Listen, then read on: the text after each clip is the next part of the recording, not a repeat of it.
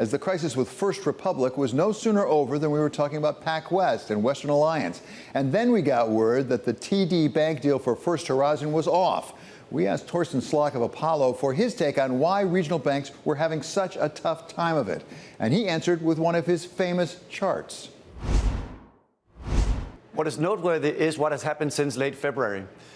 Since then, we have seen the interest rate on 3-month CDs go up for small banks and go down for large banks.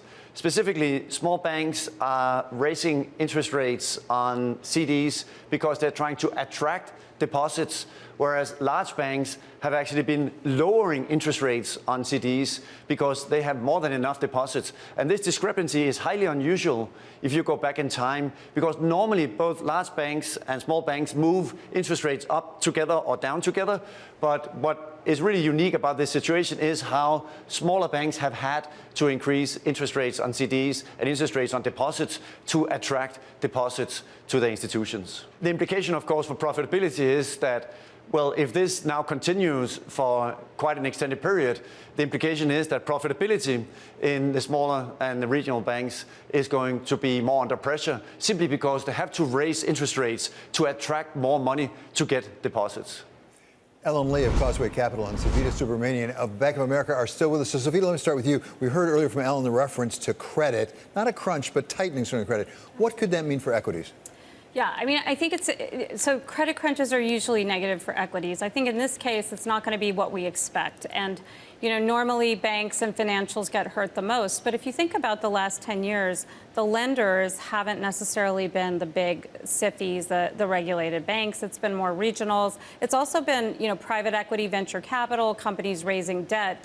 I think what's also interesting is that the money that companies are raising isn't necessarily hasn't gone to CapEx and building stuff. It's really gone to share buybacks and maybe tech CapEx. So I think this credit crunch is going to look very different from what folks are gearing to. You know, the idea that CapEx is going to trend lower, consumption is going to trend lower. Consumers and corporates are actually really healthy. We haven't seen a real CapEx cycle in a very long time. We haven't seen money spent on, you know, productivity and efficiency. So I think that's the theme that we're focused on.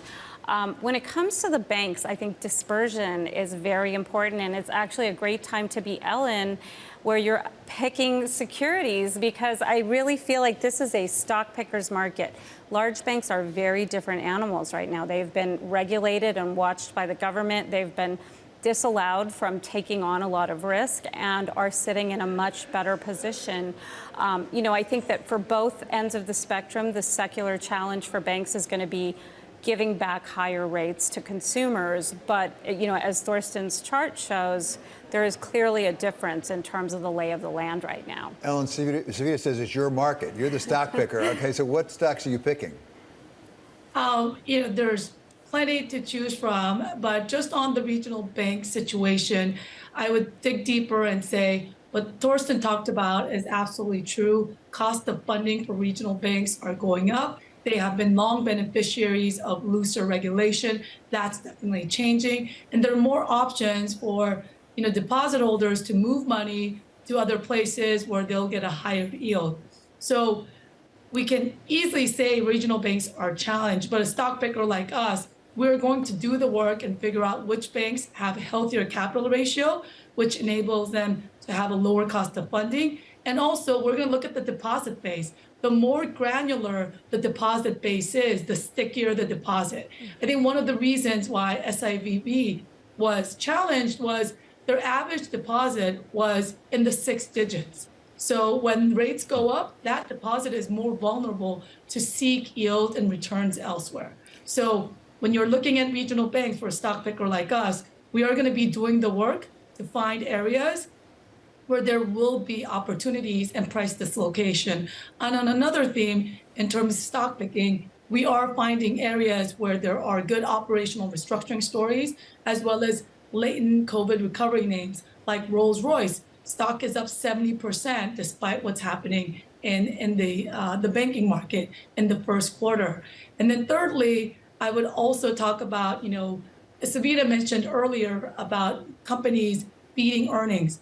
There are areas where companies have specific idiosyncratic risks where it has been underappreciated. And when those companies beat, the market is rewarding them very handsomely.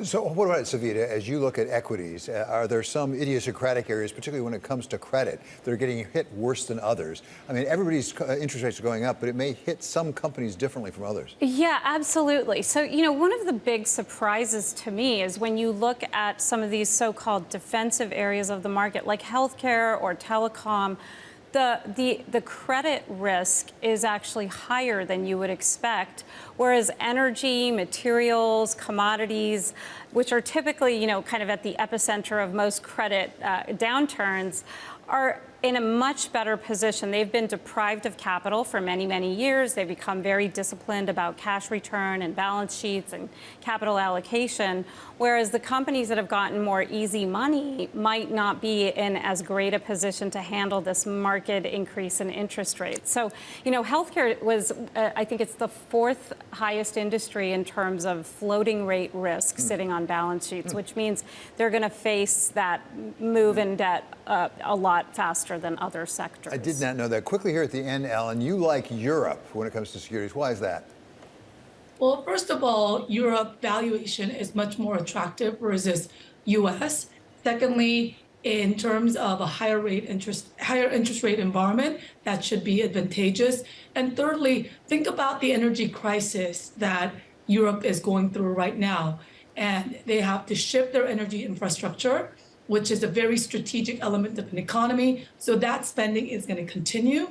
And not only that, they are leading the efforts on decarbonization. And again, that will act as a fiscal stimulus for the growth of the economy. And again, Europe has had very little spending in infrastructure the last 30 years. Yeah. So this again will work in the favor of companies that are in energy and industrials to fuel economic growth in the next decade.